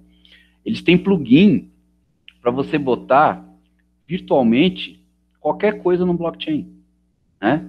Eles têm, por exemplo, plugin para você poder publicar um e-mail, eles têm plugin para o Gmail, eles têm plugin para Dropbox, eles têm plugin para Node-RED, se você quiser fazer uma aplicação de IoT que registra os dados dos devices num banco de dados do blockchain, tem plugin dentro do Shua, né?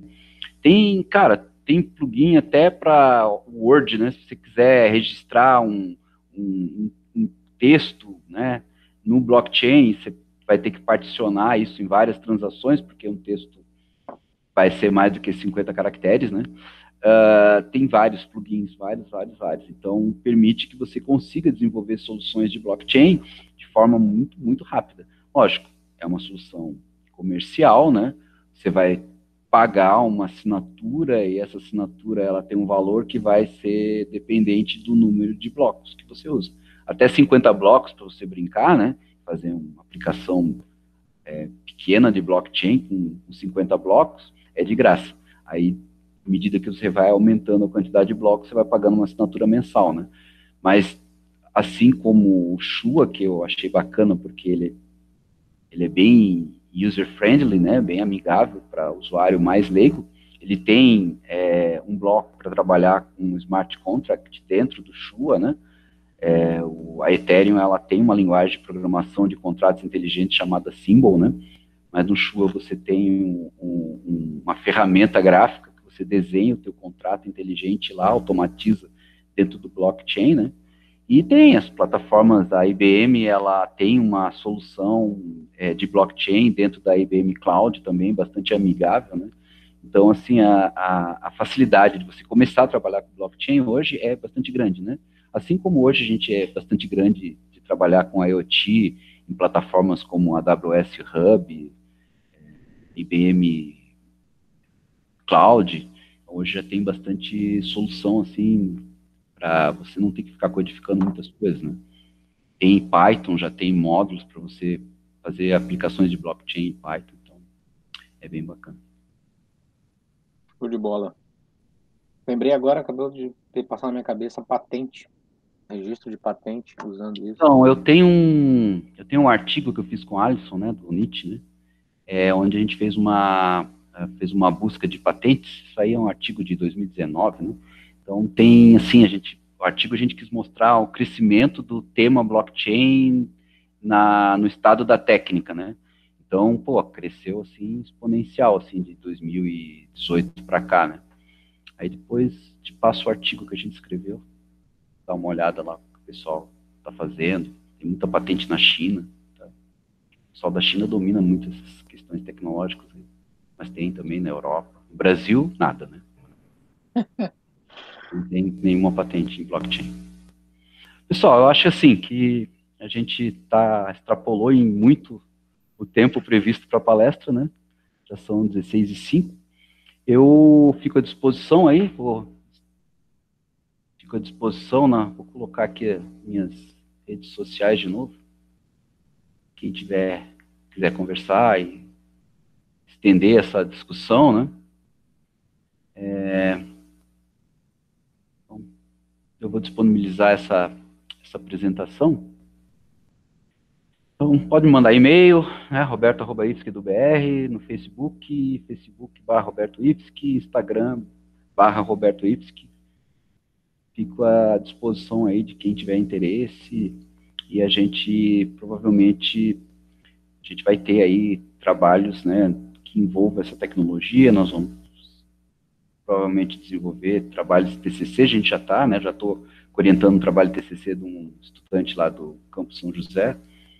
A gente está negociando aí também um trabalho de mestrado, provavelmente com estudantes da UFSC, né, e projetos de pesquisa com empresas. É um tema assim que as empresas de base tecnológica têm muito interesse, né. Fico à disposição aí, então, nas minhas redes sociais, no meu e-mail, né, Roberto Ips, que é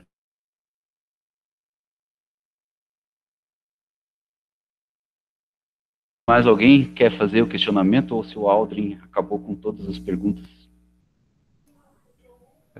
Lá, eu ainda tenho mais uma pergunta. Eu achei até interessante sobre a Bitcoin e Ethereum, né? Que eles são sistemas de blockchain que se autossustentam, né? O pessoal Sim, minera, hoje sim. eles mineram anonimamente porque eles esperam receber uma taxa das transações ou a recompensa pelo bloco minerado, né? Sim. Mas o que ficou solto para mim ainda é como em outras aplicações, por exemplo, que não envolvam o dinheiro por si só, como a patenteação de obras de arte ou de ideias mesmo, né, como mencionado agora há pouco, não seria apenas uma entidade que estaria controlando a blockchain? Nesse caso, a blockchain perderia o sentido de ser descentralizada, né? Porque as pessoas não ficariam interessadas em minerar os blocos, gastar o recurso computacional mantendo ela, a não ser poucas entidades. Então, essa questão do custo de mineração para validação dos blocos é um problema, né? Hoje, sim, tem uma empresa chamada blockchain.com, né? Tem um nome na internet dele de blockchain. Ela executa serviço de transações de criptomoedas e outros assets tokenizáveis, né? E até eu inibi os números, mas eu fiquei bastante espantado com o custo médio das transações, né? Então, uma transação custa em média $40, né? Então, muito caro ainda, né? Muito caro. O que acontece, por exemplo, no caso específico da arte, né? Não vai ter, vamos dizer assim, você não vai fazer uma rede blockchain pública ou uma rede blockchain de larga escala para esse tipo de aplicação, né? Porque eu acredito que ela não sustentaria, né? Não teria um retorno financeiro pela mineração em si, né? Eu acredito que nesse tipo de aplicação você teria a substituição do merchant tradicional hoje, que tem lá uma galeria de artes que faz transações de obras, né? E esse merchant seria substituído por uma rede blockchain e que poderia ser tipo uma cooperativa, né? Então são vários artistas que lançam suas obras numa rede blockchain. Ó, tô imaginando, né? Tem uma empresa chamada que faz esse tipo de serviço, está lá nas referências, né? Não estou inventando coisa muito louca, não. Mas você teria então como se fosse uma cooperativa onde todo mundo registra as suas obras, né? Pode ser obra física, né? Que tem tokenizável, que tem um valor que pode ser expresso em criptomoeda, né? E o esforço computacional para autenticar esses blocos é o esforço da cooperativa, né? Então a cooperativa vai despender energia, a sua energia, o esforço computacional, né? Para poder autenticar as moedas, porque é de interesse, né? E talvez dessa forma, né? Eu não sei quanto é que custa o serviço de um merchan, né? Mas provavelmente dessa forma cooperada, o valor de uma transação num blockchain seria menor do que você paga para um merchan negociar a tua obra, né? Então, existe uma empresa lá quando você clicar lá nos links que tem da apresentação, você vai ver que tem uma empresa que faz esse tipo de trabalho, né? E é uma rede de blockchain, né? Que eles implantaram uma rede blockchain privada, não uma rede blockchain pública, né? O problema do custo de mineração de blockchain numa rede de larga escala, que é uma característica de uma rede pública como o Ethereum, né? É a quantidade de nós que é muito grande, né? Mas eu acredito que uma aplicação na área de arte, né, você não vai ter tantos nós assim, validando os blocos, né? Isso Entendi, pode ser sim. ruim, né? Com o Mikael, né? Isso. E ao mesmo tempo isso pode ser ruim, né? Imagina que você tem uma rede só de arte, uma rede só de imóvel, uma rede só de carro, né? Para autenticar transações desse tipo de bem ou de eu imagino que quanto menos nós, mais caro ela fica, e não o contrário, né? Isso, a gente tem essa premissa, essa expectativa mesmo, né?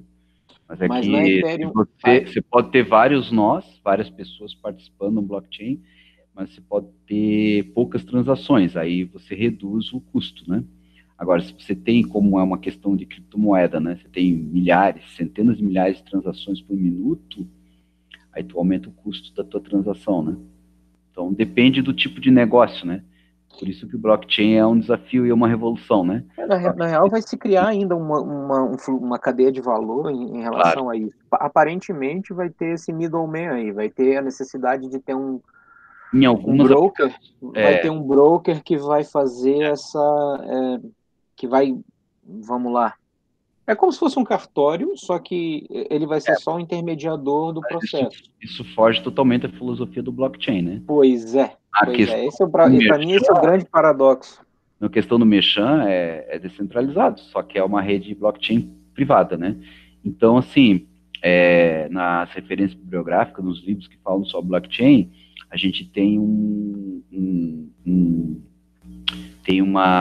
esse paradoxo, né, de trabalhar entre quando eu vou usar uma rede blockchain pública, como Ethereum ou outras, e quando que eu vou trabalhar com uma rede blockchain privada, ou ainda você tem uma mista, né, que é aquela rede blockchain pública, só que para entrar tem que fazer parte do time, você entende? Ela é pública, ela usa infraestrutura pública, mas para você entrar no blockchain tem que atender algum critério, você entende?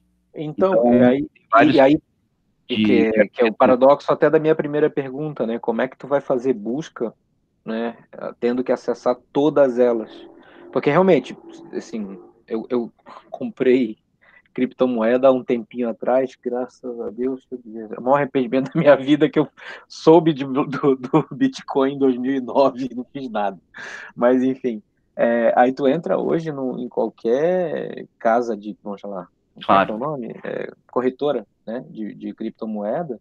sim, Cara, são centenas, claro, claro, de opções de claro. criptomoedas, né? Mas E na esse é, real, cada um, é se a gente quiser criar cripto-IFs, que a gente cria, claro. né? Então, a minha dúvida provavelmente vai ter alguma coisa, um hub que permita fazer busca entre todas essas redes. Vai ter que também pensar num formato padrão, né, para tu fazer a busca, como é que tu vai dar nome para o arquivo, como é que tu vai chamar, como é que tu vai registrar.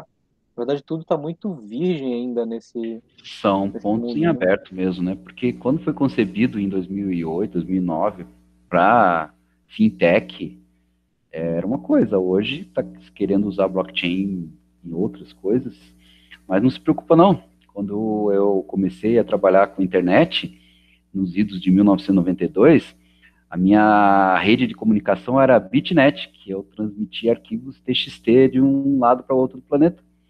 E hoje a gente está assistindo Netflix, né? Então, com certeza, a capacidade inovativa que está dentro até da nossa instituição, ela vai resolver uma série de pontos em aberto. Que bom que tem problema para resolver, porque Sim, provavelmente vai ter oportunidade. projetos para a gente tocar Sim. e recurso financeiro para ser coletado de órgãos de fomento das empresas. Show de bola, show de bola. É isso aí. Beleza, Gente, Roberto, parabéns. Parabéns. agradeço aí por me suportarem durante esse tempo todo, né? Mas, olha, eu estou bem empolgado e eu acho que, já que foi feita tanta pergunta e tem tanto ponto em aberto, né? A gente tem umas oportunidades de pesquisa aí, é inexorável, né? Eu acho que é proporcional à escala de crescimento de uma criptomoeda no mundo, né? Vai ter muito problema para resolver aí. E eu sou velhinho, né? Mas ainda tô tentado Agora tu tinha só 50 e poucos, agora já tá velhinho. tentado a abraçar isso aí. Eu tô com um monte de livro ali na minha mesa de blockchain, livro Kindle da Amazon, para o terror da minha esposa que está me ouvindo. Mas é muito empolgante esse tema. Vambora, bora botar as meninas para trabalhar. Isso aí, pessoal. Obrigado. Roberto, parabéns, obrigado. Valeu. Tchau, tchau. Valeu a todos. Isso aí, Anésio. Podemos encerrar aí.